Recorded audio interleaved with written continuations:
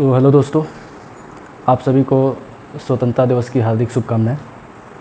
और अभी रात के करीब 1:19 हो रहा है और मैं अभी वीडियो शूट कर रहा हूँ, क्योंकि इस बार का जो हमारा इंडिपेंडेंस डे है वो कुछ ऐसा है कि हमें ना अच्छा से कुछ बोलते बन पा रहा है, ना कुछ कहते बन पा रहा है। मैं क्या ही बोलूँ अब। अभी आप लोगों ने हाल ही में सुना होगा कि एक डॉक्टर का निर्मम रेप किया गया है कोलकाता का आरजी हॉस्पिटल में।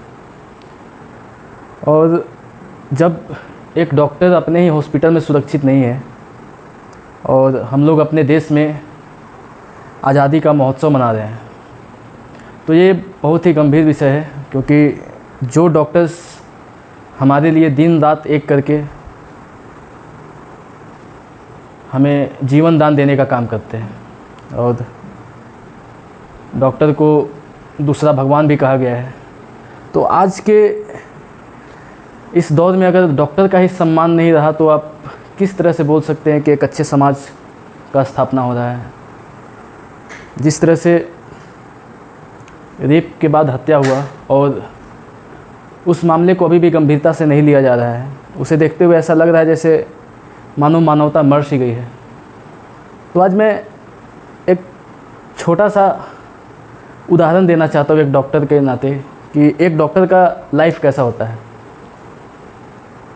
जब कोई माँ बाप अपने बच्चों को डॉक्टर बनाने के लिए सपना देखता है, सबसे पहले तो माँ बाप ही देखते हैं, तो उन्हें बेसिक से पढ़ाया जाता है, 10th 12th, उसके बाद नीट।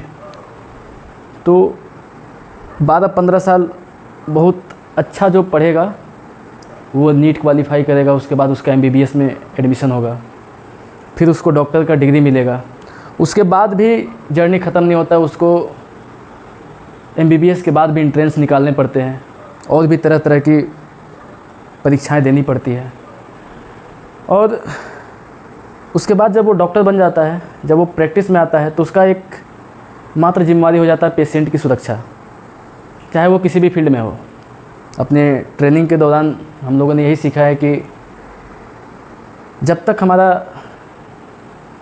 एनर्जी रहता है, जब तक हम काम कर पाते हैं, तब तक हम लोगों को पेशेंट की सेवा में रहना पड़ता है। सुबह से शाम तक सारा जॉब ख़त्म हो जाता है, लेकिन डॉक्टर का जॉब ख़त्म नहीं होता है।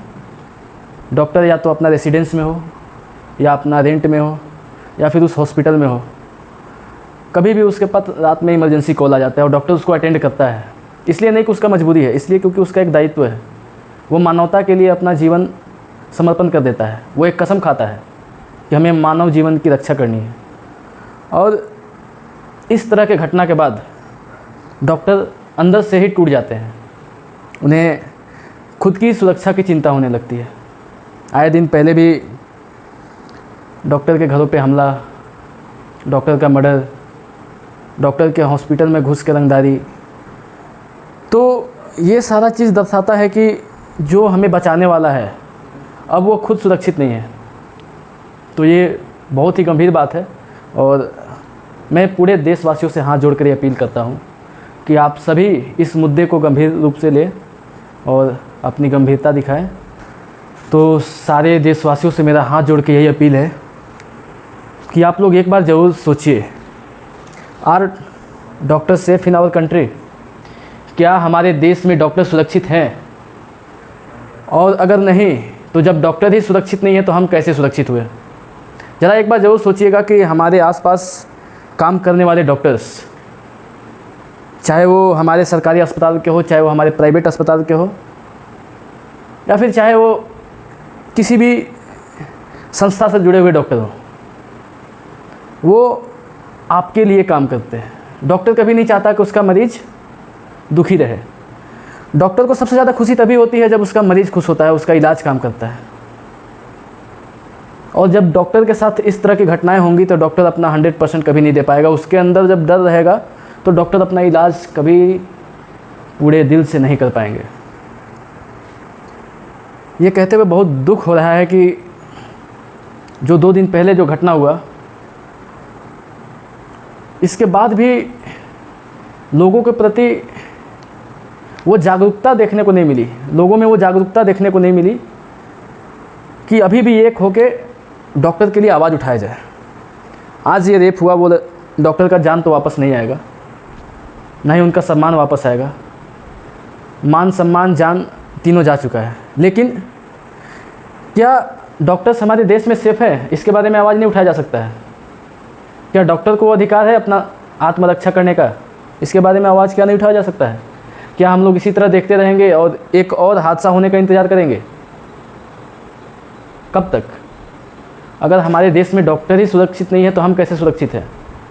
और तब क्या होगा जब सारे डॉक्टर अपने हाथ उठा देंगे? इस तरह के हादसाओं को देखते हुए अगर सारे डॉक्टर्स अपने काम को त्याग देते हैं, विचार कीजिए, अगर डॉक्टरों ने इलाज करना बंद कर दिया तो क्या करोगे आप? हाहाकार मच जाएगा, पूरे देश में महामारी छा जाएगी। बिना डॉक्टर का हम लोग देश का कल्पना भी नहीं करते क्या हाल होगा। हर दिन जो आप देखते हैं हॉस्पिटल में भीड़, मेडिकल में भीड़, तो अगर एक डॉक्टर अपने आप को सुरक्षित महसूस नहीं कर रहा है तो कभी भी जनता सुरक्षित नहीं है। तो इसलिए सब कोई मिल के एक बार आवाज़ उठाइए कि क्या हमारे देश में डॉक्टर सेफ़ है। मेरा पहला पॉइंट यही है। और अगर नहीं तो उन्हें उनके आत्मरक्षण के लिए या तो उन्हें हथियार मुहैया कराया जाए, या तो उन्हें एक ऐसी प्रशासन व्यवस्था दी जाए जिससे कि डॉक्टर हमेशा सुरक्षित रहे। मैं ये नहीं बोलता कि कोई नया कानून बनाइए, कोई ये बनाइए, लेकिन हाँ, कुछ तो करना होगा जिससे कि डॉक्टर अपने आप को सुरक्षित समझे। क्योंकि अब वो समय चला गया है जब डॉक्टर को आप बहला देते थे, फुसला देते थे।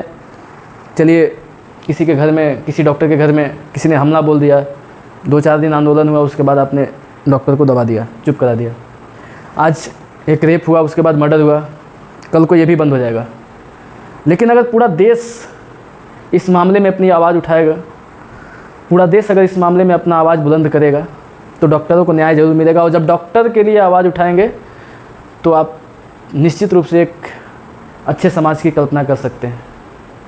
क्योंकि अगर वैद्य चिकित्सक ही नहीं रहेंगे तो हमारा समाज बिना उपचार के किस तरह से फलित होगा। और दूसरा पॉइंट यही है मेरा, गिव जस्टिस टू डॉक्टर्स। अभी तक जितने भी डॉक्टर्स के साथ ये हादसे हुए हैं, ये पहला घटना नहीं है। इससे पहले भी डॉक्टरों के घरों पे हमला हुआ है, इससे पहले भी डॉक्टरों के साथ दुर्व्यवहार हुआ है। तो उन सभी को न्याय मिलना चाहिए। और एक डॉक्टर पूरे दिल से, अगर वो डॉक्टर है तो डॉक्टर पूरे दिल से एक मरीज़ के लिए काम करता है। उसके पास दूसरा और कोई ऑप्शन नहीं होता है, वो और कुछ नहीं सोच सकता। एक मरीज़ चाहे गांव से आए या शहर से आए, डॉक्टर भले ही इंग्लिश मीडियम से पढ़ के आया हो, लेकिन वो उस गांव वाले का तकलीफ़ भी उसी आधार पर सुनता है जैसे वो शहर वाले का सुनता है। बल्कि वो गांव वाले के साथ और ज़्यादा, जिसको लैंग्वेज में दिक्कत, मैं गांव वाला इसलिए बोल रहा हूँ कि मैंने देखा है कि कोई आदमी गांव का एकदम निचला तबका से आता है और वो अपना बीमारी को अच्छे से बोल नहीं पाता है, अपनी तकलीफ़ अच्छे से बता नहीं पाता है, लेकिन डॉक्टर उससे बार बार पूछते हैं, उसको समझने का कोशिश करते हैं। डॉक्टर इरिटेट भी होते हैं लेकिन अपने आप को संतुलित बना के रखते हैं, कूल एंड काम रखते हैं। उसके बाद उनको एक निष्कर्ष पे पहुंचाते हैं कि हाँ ये बीमारी है, इसको ये टेस्ट लिखना है, इनको ये इलाज करना है। वो कभी बोरिंग नहीं होते अपने ट्रीटमेंट से, क्योंकि उनके मन में कभी भी द्वेष का भावना नहीं होता है। वे हमेशा चाहते हैं कि मेरा मरीज़ मेरे पास आया है तो वो यहाँ से हंसते हुए जाए। हॉस्पिटल एक ऐसा जगह है जहाँ पे लोग रोते हुए जाता है और हंसते हुए आता है, इसीलिए डॉक्टरों को दूसरा भगवान भी कहा गया है। तो मेरा पूरे देश की जनता से यही अनुरोध है कि आप लोग डॉक्टर्स के लिए आवाज़ उठाएं। और जो जो लोग इस घटना में शामिल हैं, जो जो लोग इस रेप कांड में शामिल हैं, उन्हें कड़ी से कड़ी सज़ा मिलनी चाहिए। तभी हम समझेंगे कि हमारा भारत एक आज़ाद भारत है और यहाँ पे हमें अपना मत रखने का पूरा अधिकार है, हमें अपना आवाज़ उठाने का पूरा अधिकार है, हमें अपना सुरक्षा का पूरा अधिकार है। और ये तभी संभव होगा जब आप सभी एक साथ मिल के इस अन्याय के खिलाफ़ आवाज़ उठाएंगे। दोषी जो जो भी है, चाहे वो हॉस्पिटल प्रबंधन हो, चाहे वो पुलिस प्रशासन हो, और चाहे गुनाह करने वाला खुद आरोपी हो, जितने भी आरोपी इसमें पाए जाएंगे सबको कड़ी से कड़ी सज़ा मिलनी चाहिए और एक एग्जाम्पल सेट करना होगा कि इस तरह का हरकत कोई दोबारा ना सोच सके। आप समझ रहे हैं क्या हुआ है, एक डॉक्टर जो आपकी जान बचाता है उसके ऊपर हमला किया गया है। ऐसा हिम्मत भी नहीं होना चाहिए किसी के अंदर, इस तरह का एग्जाम्पल सेट किया जाना चाहिए। मेरा यही अनुरोध है भारत के संपूर्ण नागरिकों से कि अब और अत्याचार ना हो डॉक्टरों पे, अब और अत्याचार डॉक्टरों को झेलना ना पड़े। इसलिए आप सभी एक हो जाए और एकजुट होकर डॉक्टरों के लिए आवाज़ उठाएं, क्योंकि हमारे डॉक्टर्स हमारे लिए भगवान से कम नहीं है। हम जब भी पीड़ित होते हैं, जब भी बीमार पड़ते हैं तो एक डॉक्टर खोजते हैं, और एक डॉक्टर जब बीमार पड़ता है, एक डॉक्टर जब पीड़ित होता है तो उसे आप जैसे नागरिकों की भी आवश्यकता होती है जो उसके लिए आवाज़ उठाए। आज वही हालत है, आज हमारे डॉक्टर परेशान हैं।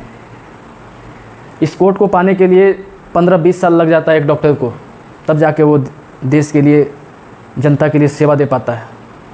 और जब इस तरह का हादसा होता है तो संपूर्ण मेडिकल विभाग में उथल पुथल मच जाता है, लोगों को अपने काम से मन हट जाता है। तो आप सभी से निवेदन है कि आप अपना कीमती समय निकाल कर डॉक्टर्स के लिए आवाज़ ज़रूर उठाएं, डॉक्टर्स का आवाज़ बने। जय हिंद, जय भारत, भारत माता की जय।